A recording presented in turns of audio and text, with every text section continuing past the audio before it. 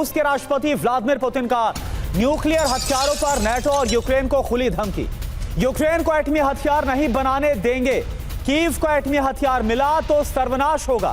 Kyiv को रोकने के लिए सभी विकल्प खुले हुए हैं, यह कह दिया गया है रूस की तरफ से। रूस हर तरह से हमला करने को तैयार है। एटम बम जैसे घातक मिसाइलों से हमला करेगा रूस, यह धमकी खुले तौर पर व्लादिमीर पुतिन की तरफ से।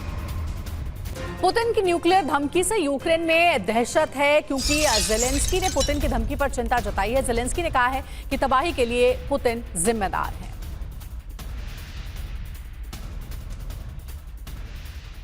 तो व्लादिमीर पुतिन की तरफ से एटमी धमकी यूक्रेन को, और इस धमकी पर जेलेंस्की ने जवाब दिया है। पूरी खबर आप देखिए, क्या जवाब दिया गया।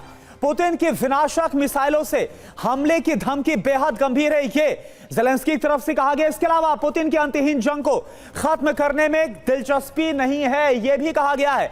युद्ध विराम के सभी प्रयासों को पुतिन रोकना चाहते हैं। इसके अलावा जेलेंस्की क्या बोल रहे हैं, व्लादिमीर पुतिन की एटमी धमकी ट्रंप की कोशिशों में भी बाधक है।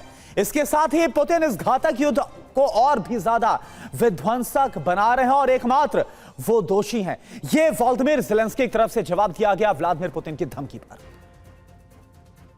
यूक्रेन युद्ध में रूस की ड्रोन फ्लीट, ड्रोन दस्ते से रूस का जंगी अभियान। ज़पोरिजिया में ड्रोन से हमले, फिदाइन ड्रोन से यूक्रेनी आर्मी के कई ठिकाने भी ध्वस्त हो गए हैं।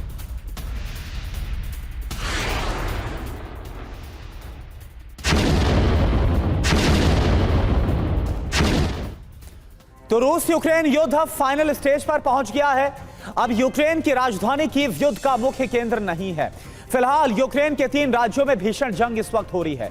ये सेंटर है बाखमुट, ज़ापोरिज़िया और कुर्स्क। इसका साफ मतलब यह है कि रूसी फोर्स लगातार यूक्रेन के पूर्वी और दक्षिणी हिस्से को टारगेट बना रही है। तो वहीं यूक्रेन ने भी अपने एक्शन प्लान के तहत रूस को अंदर तक दहलाने की तैयारी कर ली है।